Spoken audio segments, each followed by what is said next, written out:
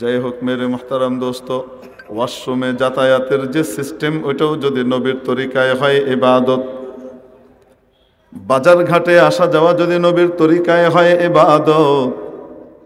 হাঁটা চলা কথাবার্তা এগুলাও যদি নবীর তরিকায় হয় কি হবে? আস্তে বলুন কি?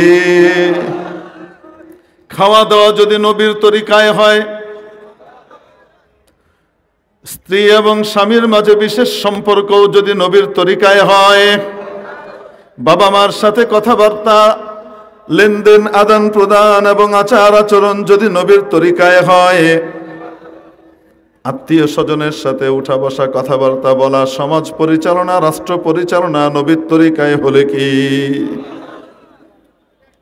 সবগুলা কি একমত আমরা? তার মানে হলো আল্লাহ রব্বুল আলামিন বলে দিলেন, আমি সৃষ্টি করেছি জিন এবং ইনসানকে শুধুমাত্র আমার ইবাদতের জন্য। ইবাদত কখন হবে? যখন নবীর তরিকায় হবে। অতএব নবী পাক সাল্লাল্লাহু আলাইহি ওয়াসাল্লামকে মেনে চলবার জন্যই দুনিয়াতে আমাদেরকে পাঠানো হয়েছে, ঠিক কিনা? মেরে মুহতারাম দোস্ত, এই সব কিছু করার পরে, দুনিয়ার জীবন পার করার পরে যখন আখিরাতে যাব, আল্লাহর দরবারে কিয়ামতের দিন হাজির হব, সেই হাজির হওয়ার পরে আমাদের প্রত্যেকের আমলের ওজন করা হবে। আমল গণনা করা হবে না, কার আমল কি পরিমাণ, কে কত বেশি আমল নিয়ে এসেছে, কার আমলের পরিমাণ কত, এটা দেখা হবে না, বরং দেখা হবে আমলের ওজন কত। অনেক সময় অনেক জিনিস দেখতে বিশাল হয়, ওজন হালকা হয়। অপরদিকে অন্য জিনিস দেখতে ছোট হয়, ওজনে অনেক ভারী হয়। তুলো চিনেন আপনারা? তুলা এই দেশে পাওয়া যায়, এই এলাকায়। হুজুর তুলা এখানে পাওয়া যাবে না তো কাপড় বুনি কিভাবে? আপনারা তো আমাদের কাপড়, আমাদের লুঙ্গি, আমাদের গামছা পরেই চলাফেরা করেন, তো তুলা আর কোথায় হবে? হ্যাঁ, মনে করেন কার্পাস তুলো বা শিমুল তুলোকে ভালো করে যখন ধুনা হয়, তো ধুনলে এতটুকু তুলোও কি হয়ে যায়? এরকম বড় ফুলে যায়, ঠিক কিনা? এখন এতগুলো তুলো এক পাল্লায়, আর এই রকম লম্বা, এই রকম চওড়া লোহার একটা বাটখারা আরেক পাল্লায়, কোনটার ওজন বেশি হবে বলেন? এই রকম তুলো, এটা এক পাল্লায় ধুনা তুলো, আর আরেক পাল্লায় এরকম উঁচু, এরকম চওড়া একটা বাটখারা বা লোহার একটা জিনিস। ওজন কোনটার বেশি হবে, তুলার না এটার? দেখতে ছোট কিন্তু ওজন বেশি। এজন্য কিয়ামতের দিন রব্বুল আলামিন আমলের ওজন করবেন।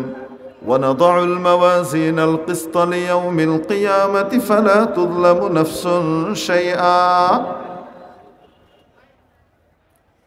وَنَضَعُ الْمَوَازِينَ الْقِسْطَ لِيَوْمِ الْقِيَامَةِ কিয়ামতের দিন আমি ইনসাফের পাল্লা স্থাপন করব।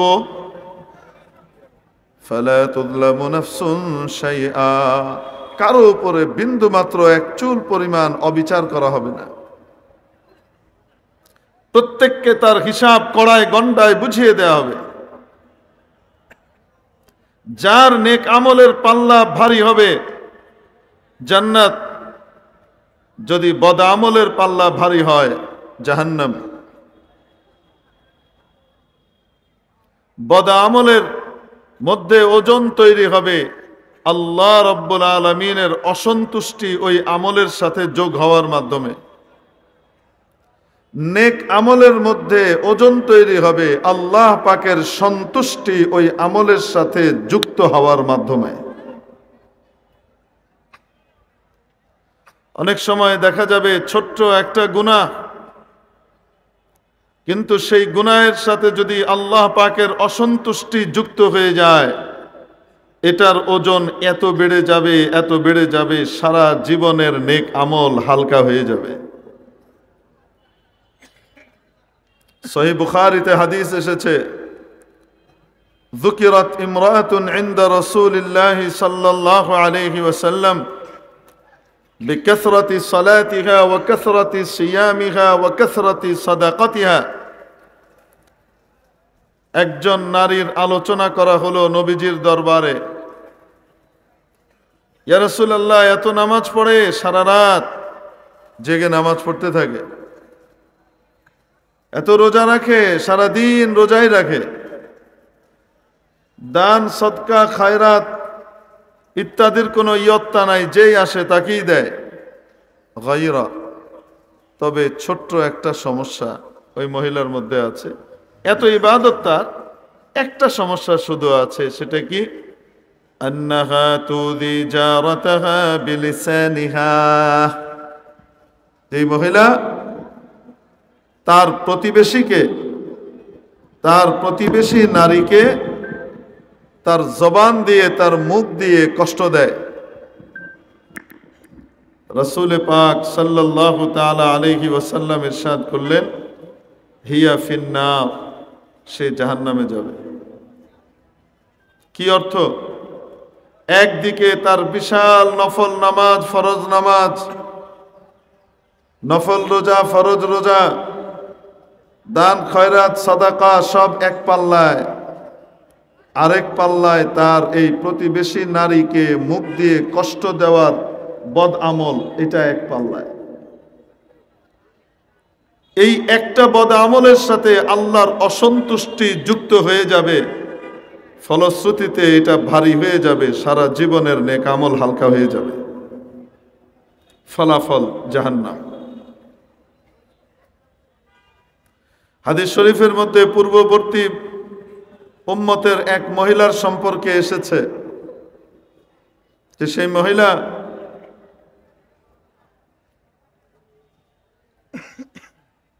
বড় ইবাদত গুজার, আবেদা, জাহিদা ছিল। খুব ইবাদত গুজার নারী হিসেবে প্রসিদ্ধি লাভ করেছিল। একটা বিড়াল পালতো। একবার বাড়ি থেকে বের হওয়ার সময় বিড়ালটাকে ভেতরে রেখে তালা মেরে দিয়ে চলে গেছে, দরজা জানালা বন্ধ করে। ভেতরে তার খাবারের ব্যবস্থাও করে যায়নি, তাকে ছেড়েও দিয়ে যায়নি যে সে বাইরে নিজের খাবার নিজে জোগাড় করে নেবে, এই ব্যবস্থাটাও করেনি।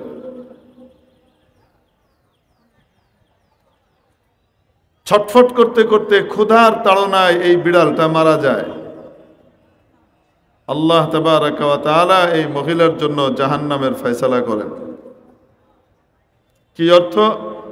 তার গোটা জীবনের সমস্ত ইবাদত এক পাল্লায়, আর একটা অবলা প্রাণী, একটা বিড়ালকে অন্যায়ভাবে ইচ্ছাকৃতভাবে হত্যা করার অপরাধ আরেক পাল্লায়।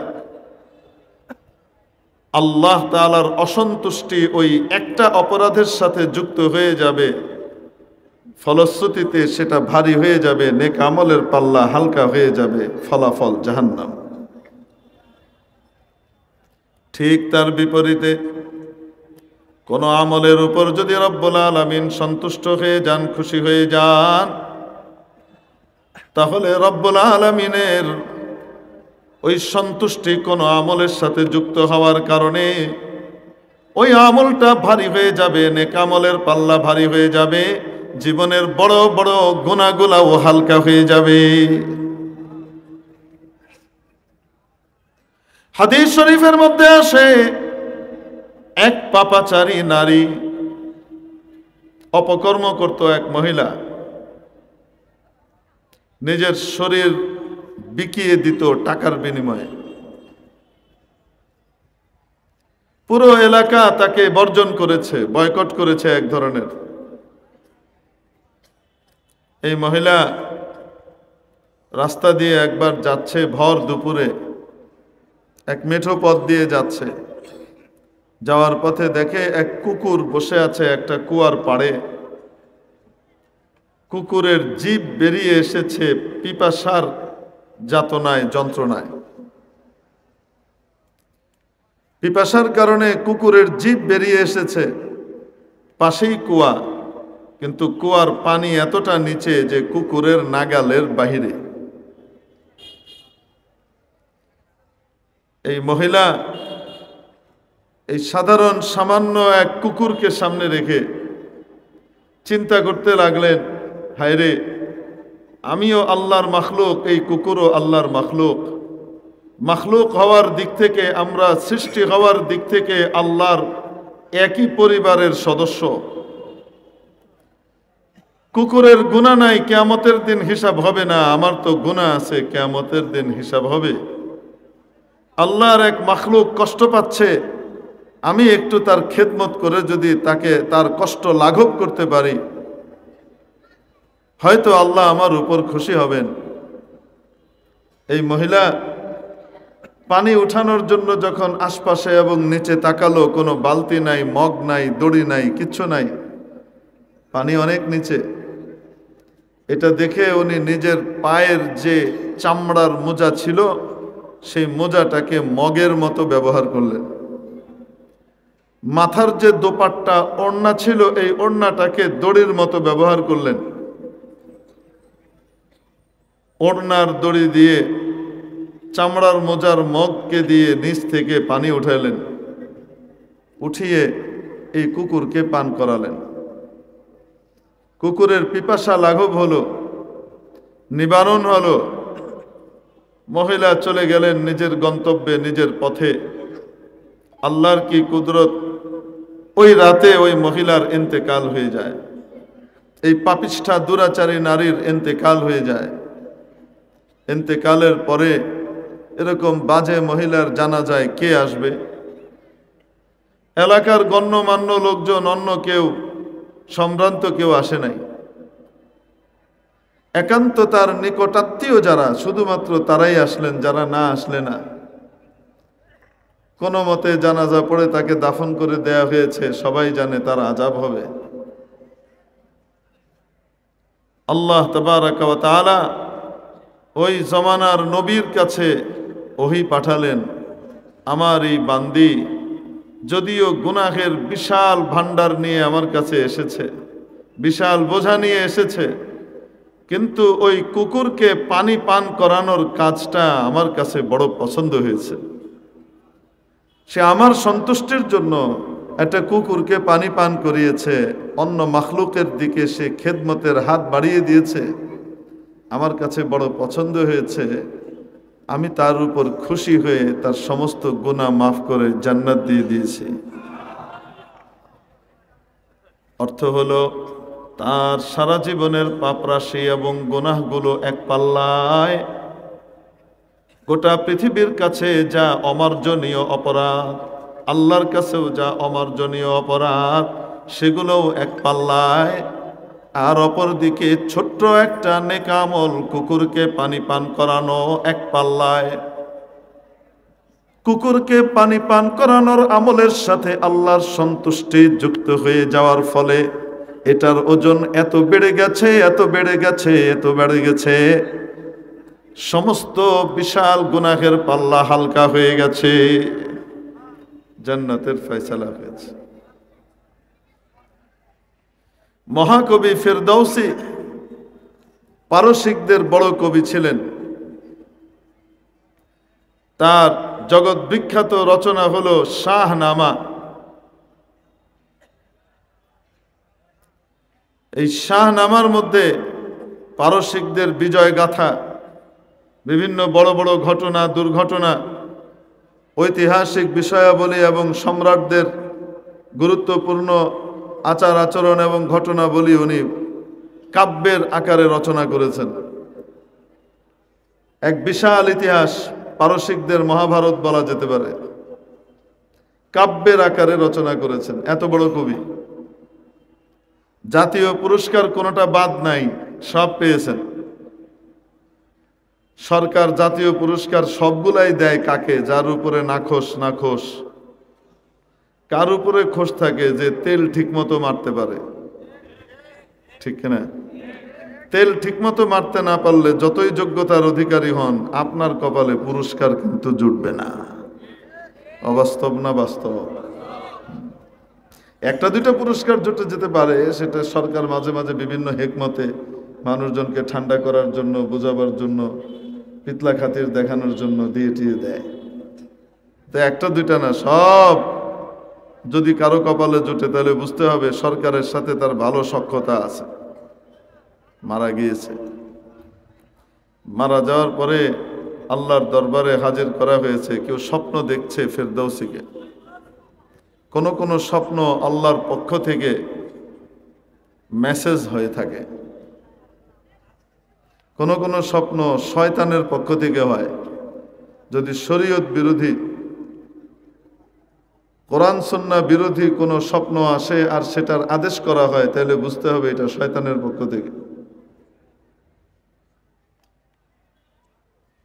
কোন কোন স্বপ্ন পেটের মধ্যে গ্যাস আর অম্বল হওয়ার কারণে, হরমোনের ইমব্যালেন্সিভ পজিশনের কারণে অনেক সময় মস্তিষ্ক তাকে কি করে, একটা অদ্ভুত জিনিস দেখায়।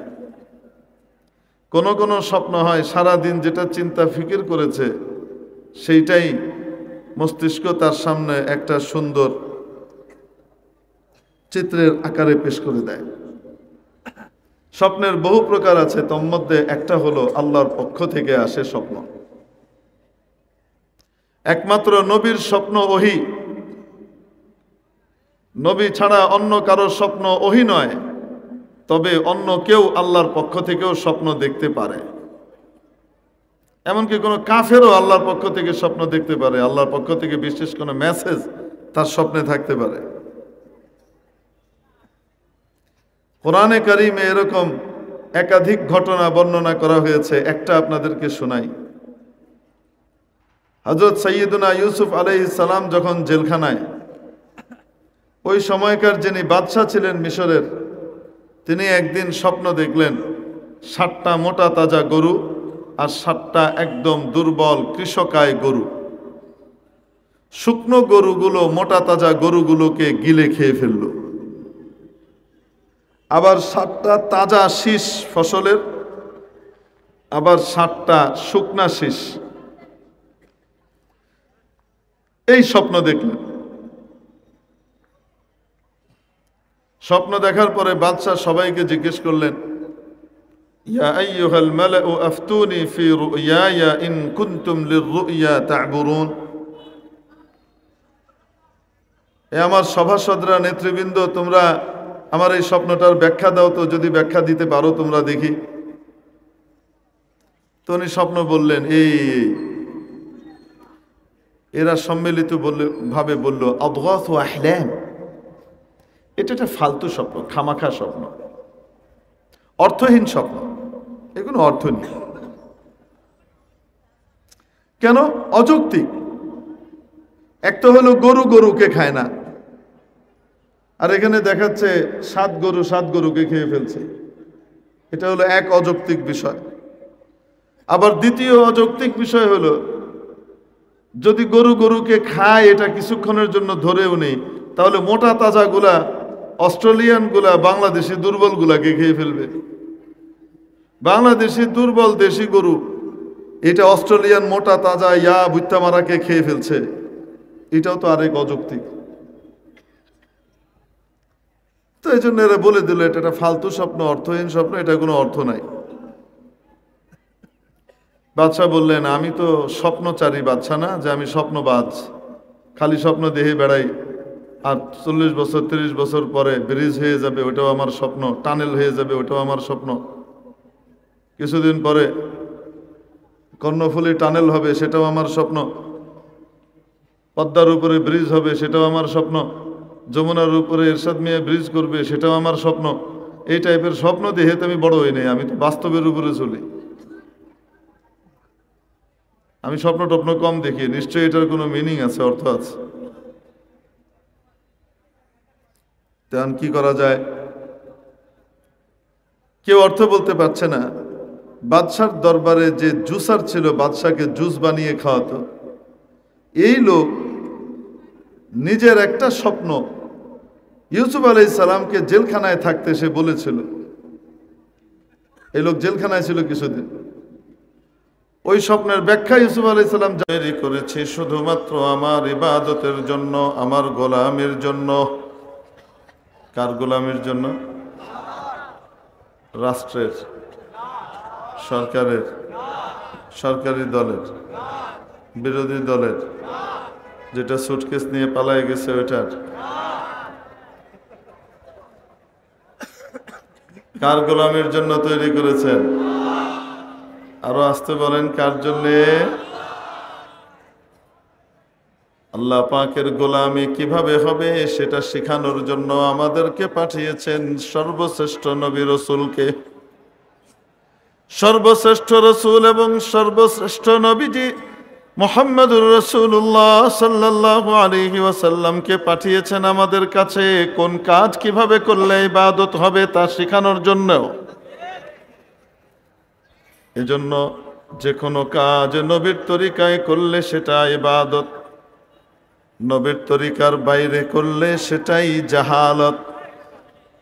যে কোনো কাজ নবীর তরিকা অনুযায়ী যদি কেউ করে তাহলে ইবাদত হবে। ওয়াশরুমে যাতায়াত প্রত্যেক মানুষকে যাওয়া লাগে, প্রত্যেক মানুষকে ক্লিয়ার করা লাগে। আমাদের বাংলাদেশে তো সবাই ওয়াশরুমেই যায়, অন্য দেশ হলে বলতাম রেল লাইনের পাশে যাতায়াত।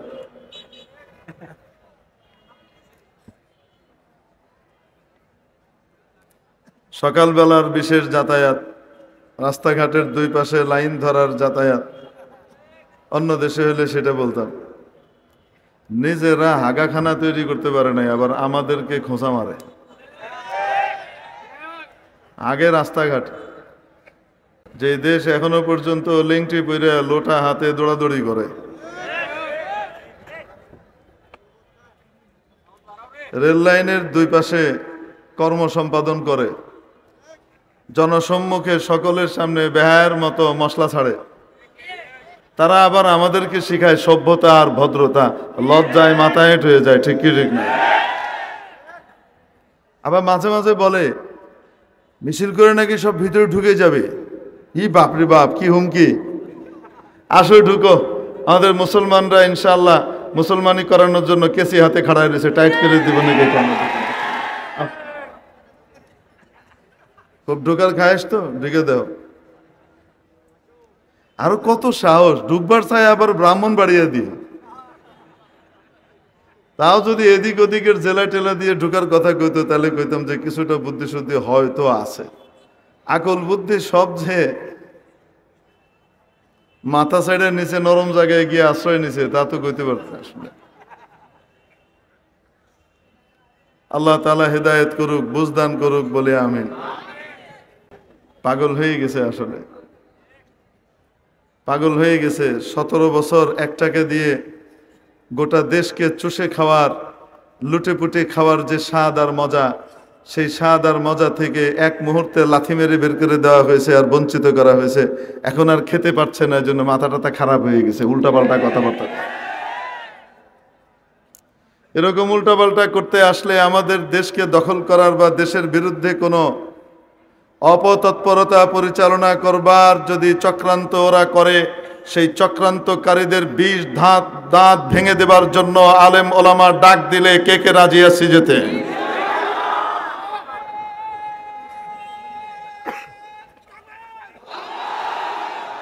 মেরে মুহতারাম দোস্ত, কি বলবো আপনাদেরকে, যারা এতদিন চেতনা ফেরি করে বেরিয়েছে, স্বাধীনতার চেতনা বেচে বেচে খেয়েছে, চেতনার কথা বলতে বলতে মুখে ফেনা তুলে ফেলেছে, যখন এখন এদেশের স্বাধীনতা সার্বভৌমত্বের প্রশ্ন এসেছে তখন চুপ করে মুখে কুলুপ এঁটে বসে আছে। বুঝতে হবে এরাই আসল মুনাফিক, এরাই আসল বেঈমান। এই দেশদ্রোহী শক্তি বিভিন্ন নামে ঘাপটি মেরে বসে আছে। কখনো অটো রিক্সা দিয়ে নামে, কখনো আনসারের নামে নামে, কখনো দাবি দাওয়া নিয়ে নামে, কখনো এই নিয়ে আর ওই নিয়ে নামে, কখনো সংখ্যালঘুর ধোঁয়া তুলে নামে, ঠিক কি ঠিক না? কখনো আগেই ভালো ছিলাম এই স্লোগানে নামে। জিনিস এক, পুরনো শাড়ি মানে নতুন শাড়িতে পুরনো বউ, ওই একই জিনিস ভিন্ন ভিন্ন শাড়িতে আমাদের সামনে আসতে থাকে, ঠিক কি ঠিক না? আমরা বলতে চাই গোটা জাতি কিন্তু ঐক্যবদ্ধ। জাতির আপোষের মধ্যে বিভিন্ন রকমের ভিন্নতা আছে, বিভিন্ন রকমের দ্বিমত আছে, বিভিন্ন রকমের আপোষে একাধিক মতামত এক একজনের ভিন্ন ভিন্ন আছে, ঠিক কি ঠিক না? কিন্তু দেশ এবং স্বাধীনতা সার্বভৌমত্বের প্রশ্নে গোটা জাতি এখন ঐক্যমত্যে পৌঁছেছে। যে বা যারা এর বিরুদ্ধে রাস্তায় নামবে, ঠ্যাং একটারও ঠিক মতো ঘরে ফিরবে না। আল্লাহ হিদায়াত দেখ বলে আমিন। মেরে মুহতারাম দোস্ত, এই জন্য বলছিলাম, কখনো কখনো স্বপ্ন আল্লাহর পক্ষ থেকে বান্দার কাছে মেসেজ হয়। তো কেউ স্বপ্ন দেখেছে মহাকবি ফিরদৌসীকে, যে সে মারা গেছে। তাকে জিজ্ঞেস করলেন স্বপ্নের মধ্যে, আল্লাহ তাআলা আপনার সাথে কি আচরণ করেছেন? ফিরদৌসী বললেন, আমাকে আল্লাহর সামনে দাঁড় করানো হলো। আমার আমল দেখে বুঝলাম ধ্বংস ছাড়া কোনো উপায় নেই। আল্লাহ পাক আমাকে বললেন, ফিরদৌসী, তোমার দুটো লাইন আমার কাছে সংরক্ষিত আছে, যেটা তুমি শুধুমাত্র আমার সন্তুষ্টির জন্য, আমার কৃতজ্ঞতায় বুঁদ হয়ে লিখেছিলা। কোনো পুরস্কার পাবার জন্য নয়, রাষ্ট্রীয় সম্মাননা পাবার জন্য নয়, কারো বাহবা কুড়াবার জন্য নয়, বরং শুধুমাত্র আমার সন্তুষ্টির জন্য লিখেছিলা। ওই দুটো লাইন আমার কাছে জমা আছে। এই দুটো লাইন আমার কাছে এত পছন্দ হয়েছে, এটার উসিলায় তোমার সমস্ত গুনাহ মাফ করে দিলাম। সিতাইশ কুনম ইজাদে পাকেরা, সিতাইশ কুনম ইজাদে পাকেরা, কে গোয়া ওয়াবিনা কুনদ খাকেরা, বমোরে দেহদ মালাশ নারাহে শের, বমোরে দেহদ মালাশ নারাহে শের, কুনদ পুষ্যবর পেলে জঙ্গে দলের। এই দুটো লাইন আমার কাছে এত পছন্দ হয়েছে, এই দুই লাইনের উসিলায় আমি তোমার সব মাফ করে দিলাম। অর্থাৎ ছোট্ট একটা নেক আমল আল্লাহর জন্য করেছিলেন, সেই নেক আমলটার সাথে মাওলার সন্তুষ্টি লেগে গেছে। এটার ওজন এত বেড়ে গেছে, সারা জীবনের গুনাহগুলো হালকা হয়ে গেছে। এজন্যে গুনাহ যত ছোট হোক করব না, কারণ বলা যায় না ওই ছোট গুনাহটার সাথে আল্লাহর অসন্তুষ্টি যুক্ত হয়ে যেতে পারে। ওটার ওজন এত বেড়ে যাবে, জীবনের সমস্ত নেক আমল বরবাদ। আবার নেকি যত ছোট হোক না কেন ছাড়বো না, বলা যায় না। এই ছোট্ট নেকিটার সাথেই আল্লাহর সন্তুষ্টি সংযুক্ত হয়ে যাবে, ফলশ্রুতিতে এটার ওজন এত বেড়ে যাবে, জীবনের সমস্ত গুনাহগুলো হালকা হয়ে যাবে। আল্লাহর সন্তুষ্টি নেক আমলের সাথে যুক্ত কিভাবে হয়? নেক আমলের সাথে আল্লাহর সন্তুষ্টি যুক্ত হবার জন্য যে প্রধান শর্ত, সেটি হলো আল্লাহর নবীর তরিকায় হওয়া। শুধুমাত্র আল্লাহর জন্য এবং আল্লাহর নবীর তরিকায়। কার তরিকায়? আল্লাহর নবীর তরিকায় যদি কোনো আমল হয়, নবীজির সুন্নতগুলো আল্লাহর কাছে এত প্রিয়, এত প্রিয়, যে কেউ সুন্নত তরিকায় আমল করে তার আমলের সাথে আল্লাহর সন্তুষ্টি যুক্ত হয়ে যায়।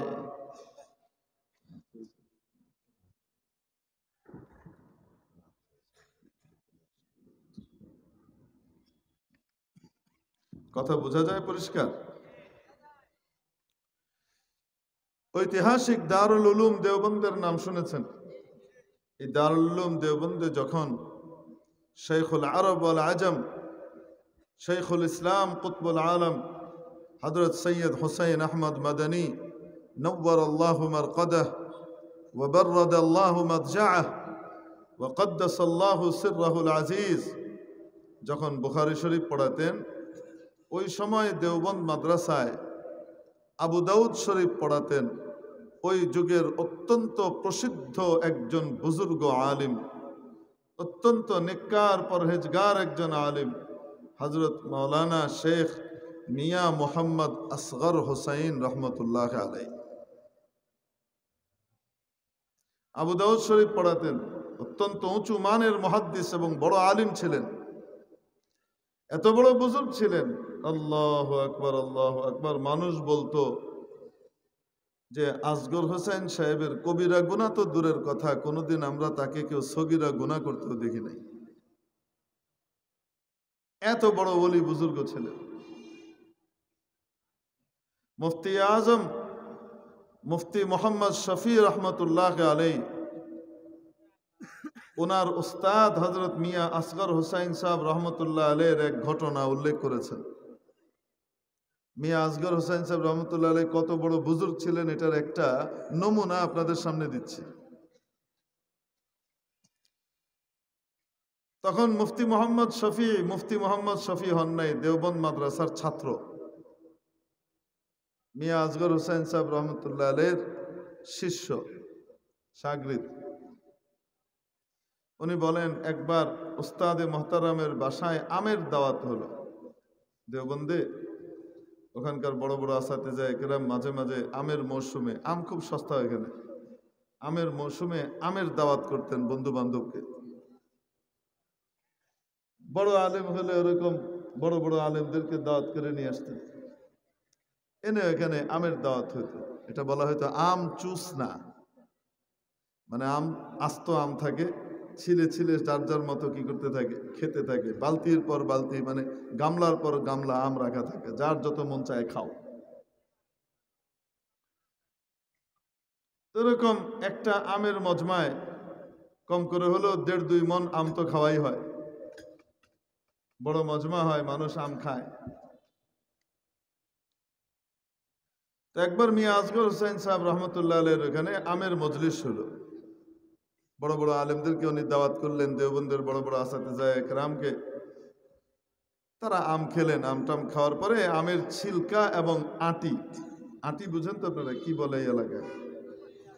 আটি বলে, হ্যাঁ? কুই, কুই মানে কি? আটি। আচ্ছা, আমের ছিলকা, এটাকে কি বলে? চোচা।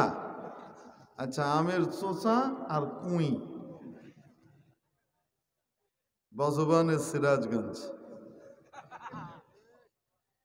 আমের ছিলকা এবং আটি, অন্য শব্দে আমের চোচা আর কুই, এগুলো সব জমায়েত হয়ে আছে না, পড়ে আছে। তো হযরত মাওলানা মুফতি মোহাম্মদ শফি রহমতুল্লাহ আলাইহি বলেন যে আমি তখন ছাত্র, ছোট। আমি গেলাম হজরতের কাছে, গিয়ে বললাম, হজরত আমি এই আমের ছিলকাগুলা এগুলা ফেলে দিয়ে আসি, বাইরে ডাস্টবিনে ফেলে দিই। তো হজরত জিজ্ঞেস করলেন, মিয়া এগুলো ফেলতে পারো? ফেলার সিস্টেম জানো? তুমি বলেন, আমি খুব অবাক হয়ে জিজ্ঞেস করলাম, আমের ছিলকা নিয়ে ডাস্টবিনে ফেলে দেওয়া, এটা আর এমন বড় কি কাজ যে এটাও আবার জানতে হবে? হযরত বললেন, শোনো, এতগুলো আমের ছিলকা, এগুলো যদি একসাথে একটা ডাস্টবিনে ফেলা হয়, তাহলে এখানে অনেক মানুষ আছে, অনেক মুসলমান আছে, অনেক হিন্দু আছে, আল্লাহর মাখলুক তারা, যাদের এই তৌফিক নাই যে তারা এই মৌসুমে আম কিনে খাবে, গরিব মানুষ, এতগুলো আমের ছিলকা যদি এক জায়গায় পড়া দেখে, তাহলে তাদের মনে আফসোস, আক্ষেপ আর কষ্ট আসতে পারে। হায় আল্লাহ, তোমার কোন বান্দা এত আম খেয়েছে, খাইয়েছে, আমি তো খেতে পারলাম না, আমার বাচ্চাটাকে তো আমি আম খাওয়াতে পারলাম না। এই আফসোস তার দিলের মধ্যে আসতে পারে। আর কোনো প্রকৃত মুসলমান অন্য মানুষকে তার কাজ দিয়ে কষ্ট দেয় না, অন্য মুসলমানকে নিজের হাত দিয়ে, নিজের মুখ দিয়ে কষ্ট দেয় না। অতএব এই ছিলকাগুলা সব এক জায়গায় ফেলা যাবে না, নিয়ে যাও একটুখানি এইখানকার ডাস্টবিনে, আরেকটুখানি ওইখানকার ডাস্টবিনে, আরেকটুখানি এর পরের ডাস্টবিনে, অল্প অল্প করে একটু একটু করে ফেলবা, যেন এই ছিলকা দেখে কারো আফসোস না হয়। কত বড় বুজুর্গ এবং কত বড় মানবতাবাদী মানুষ ছিলেন। এবার কল্পনা করে দেখেন, এই মিয়া আসগর হোসাইন সাহেব রহমতুল্লাহ আলাইহির ইন্তেকাল হয়েছে। কেউ স্বপ্ন দেখেছে হযরতকে, হযরত আপনার সাথে আল্লাহ তাআলা কি আচরণ করেছে? উনি বললেন, ভাই, আমাকে দরবারে ইলাহিতে দাঁড় করানো হলো এবং আমার আমল নামাগুলো সামনে আনা হলো। আল্লাহ তাবারাকা ওয়া তাআলা বললেন, আসগর, একটা আমলও তো দেখছি না যেটা কবুল হতে পারে। আমল তো অনেক করেছো, বড় বড় আমল অনেক করেছো। কেমন মানুষ যার জীবনে তাহাজ্জুদ কাজা নাই, ইশরাক ছুটে নাই, আওয়াবিন ছুটে নাই?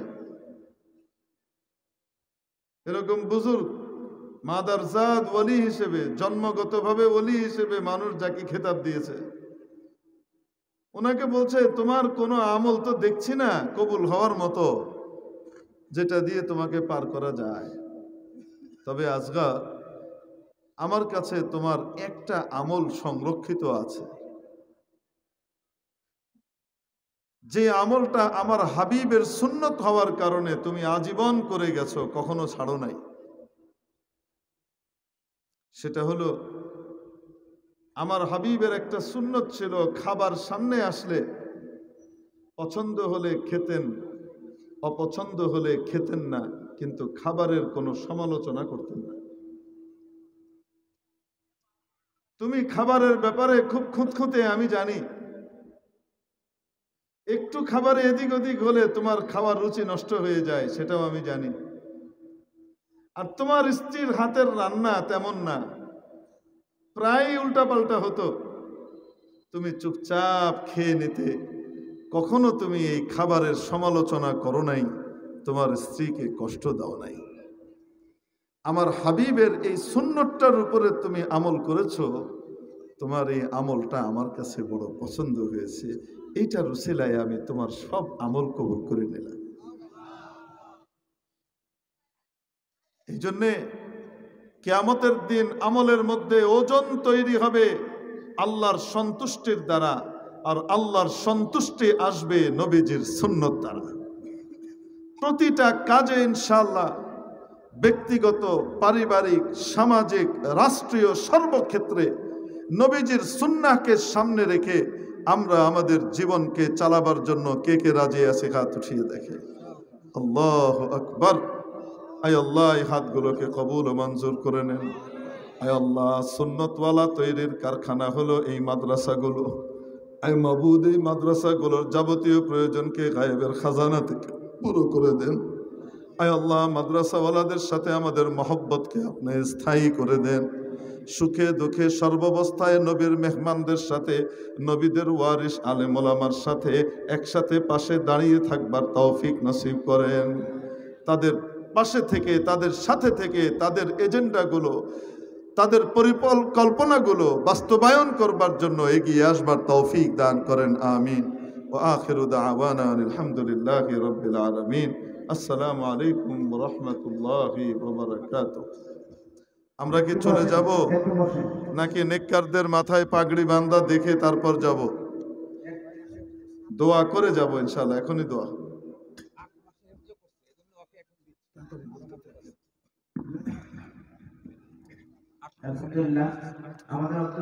محمد وعلى آل محمد كما صليت على إبراهيم وعلى آل إبراهيم إنك حميد مجيد.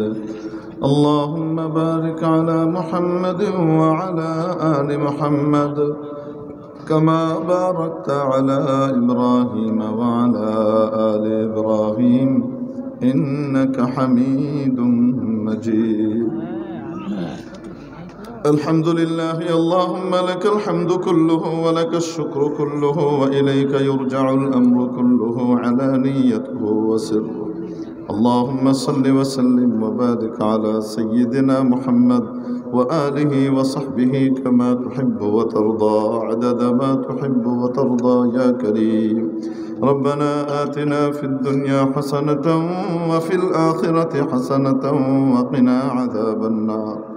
ربنا ظلمنا أنفسنا وإن لم تغفر لنا وترحمنا لنكونن من الخاسرين ربنا فاغفر لنا ذنوبنا وكفر عنا سيئاتنا وتوفنا مع الأبرار ربنا هب لنا من أزواجنا وذرياتنا قرة أعين واجعلنا للمتقين إماما মাওলারে জীবনে ইচ্ছায় অনিচ্ছায় ছোট বড় যত রকমের গুনাহ খাতা করে ফেলেছি রে মাবুদ, সমস্ত গুনাহের ঝুলিকে সামনে নিয়ে আয় মাবুদ ক্ষমা প্রার্থনার জন্য ভিক্ষুকের মতো দুটো হাত বাড়িয়ে দিয়েছি। আয় আল্লাহ, দুনিয়ার ফকির খাতে চায়, আয় মাওলা তোমার চেয়ে বড় দানশীল তো আর কেউ নাই। মাওলা রে, তোমার সামনে ভিক্ষুকের মতো তোমার কিছু প্রেমিক বান্দা বান্দি হাত বাড়িয়ে দিয়েছে মাওলা। আয় আল্লাহ, জীবনে ইচ্ছায় অনিচ্ছায় যত রকমের গুনাহ খাতা হয়ে গেছে মাওলা রে, সমস্ত গুনাহ খাতাগুলোকে মেহেরবানি করে মাফ করে দাও। আয় আল্লাহ, অসুস্থদেরকে সুস্থ করে দাও, ঋণগ্রস্তকে ঋণ মুক্ত করে দাও, অভাবীর অভাবকে দূর করে দাও। বিয়ে-শাদীর সমস্যার সংকটে যারা ভুগছেন রে মাওলা, তাদের জন্য উত্তম নেক জোড়া আর জোড়ের ব্যবস্থা করে দাও। আয় আল্লাহ, যারা বিবাহ পরবর্তী সমস্যায় ভুগছেন মাওলা রে, তাদের জন্য সুখী দাম্পত্য জীবনের ফয়সালা করে দাও। জীবনের প্রতিটি ক্ষেত্রে তোমার হাবিবের সুন্নতকে বাস্তবায়নের তৌফিক দিয়ে দাও। আয় আল্লাহ, তোমার হাবিবকে দেখি নাই, আয় আল্লাহ স্বপ্ন যোগে জীবনে একবারের জন্য হলেও তোমার হাবিবের নুরানি চেহারাখানা আমাদেরকে দেখিয়ে দিও রে মাবুদ। আয় আল্লাহ মাওলা রে, তোমার হাবিবের সান্নিধ্যে গিয়ে কবরের পাশে দাঁড়িয়ে একটু সালাত ও সালাম পেশ করতে মনে চায় রে মাওলা।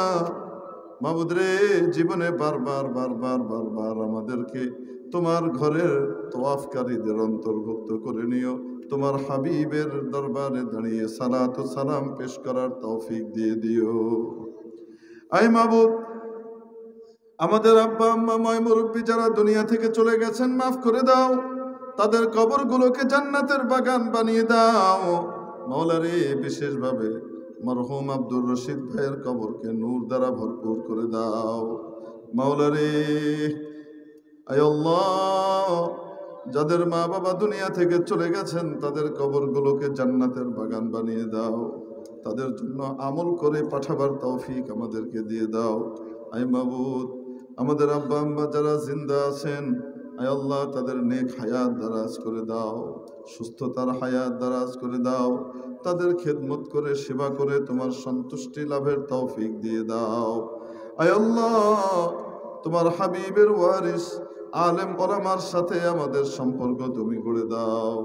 জীবনের প্রতিটি ক্ষেত্রে ওলামায়ে কেরামের মহব্বত এবং ওলামায়ে কেরামের তত্ত্বাবধানে থেকে আমাদেরকে চলবার তৌফিক দিয়ে দিও রে মাওলা। আয় আল্লাহ, সব রকমের গুমরাহি থেকে হেফাজত করে নিও রে মাবুদ। আয় মাওলা, হিদায়েতের তলব নিয়ে তোমার শাহী দরবারে হাত পেতেছি। মাবুদ রে, আমাদের সকলকে পরিপূর্ণ হিদায়েত নসিব করে দাও।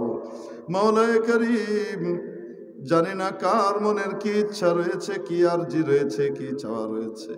হায় আল্লাহ, অনেক সময় বলতে কিভাবে হয় সেটাও জানি না রে মাওলা। হায় আল্লাহ, বলতে না পারলেও না জানলেও দিতে তুমি তো কখনো ভুল করো নাই। ইতিপূর্বে যেভাবে তোমার নিয়ামত রাজি দিয়ে আমাদেরকে ডুবিয়ে রেখেছিলে রে মাওলা, ভবিষ্যৎ জীবনেও তোমার নিয়ামতকে তুমি আমাদের জন্য অবারিত করে দাও। আয় আল্লাহ, ইমানি নেক হায়াত দারাজ করে দিও। আয় আল্লাহ, এই মাদ্রাসার যাবতীয় প্রয়োজনকে গায়েবের খাজানা থেকে পুরা করে দিও। আয় আল্লাহ, এখানকার তালাবা, আয় আল্লাহ, এখানকার আসাতিজায়ে কেরাম, মুহিব্বিন, মুআওয়ানিন, আয় আল্লাহ, যারাই আছেন, যারা মাদ্রাসাকে মহব্বত করেন, তাদেরকে দুনিয়া আখিরাতে ইজ্জত এবং সাফল্যের চূড়ান্ত শিখরে পৌঁছিয়ে দিও রে মাওলা। দুনিয়া আখিরাতের যাবতীয় কল্যাণ আর ইজ্জত দিয়ে দিও। দুনিয়া আখিরাতের যাবতীয় অকল্যাণ থেকে তুমি হেফাজত করে নিও মাওলা রে। জীবনের শেষ মুহূর্তে আমাদেরকে ইমানের সাথে যাবার ব্যবস্থা করে দিও রে মাবুদ। আয় মাওলা, যখন যাওয়ার সময় আসবে নাফরমানিরত অবস্থায় ডেকে নিও না, অ্যাক্সিডেন্ট করিয়ে মেরো না, পানিতে ডুবিয়ে মেরো না, আগুনে পড়িয়ে মেরো না। মাওলা রে, গুম খুনের শিকার করে মেরো না, আয় আল্লাহ অপঘাতের শিকার করে মেরো না, আয় মাবুদ,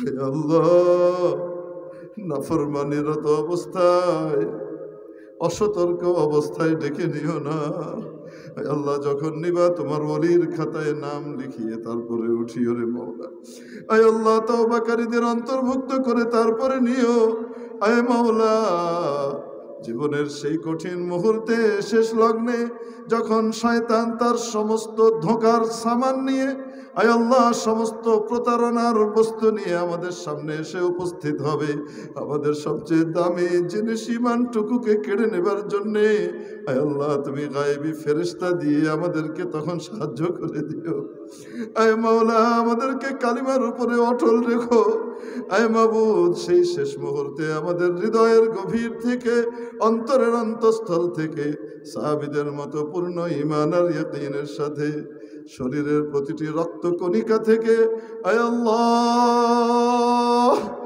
আয় আল্লাহ সকল অণু পরমাণু থেকে জারি করে দিও, ধ্বনিত করে দিও সে মুক্তির কালিমা, মধুর কালিমা লা ইলাহা ইল্লাল্লাহু মুহাম্মাদুর রাসূলুল্লাহ ওয়া সাল্লাল্লাহু আলাইহি ওয়া আলা আলিহি ওয়া সাহবিহি আজমাইন।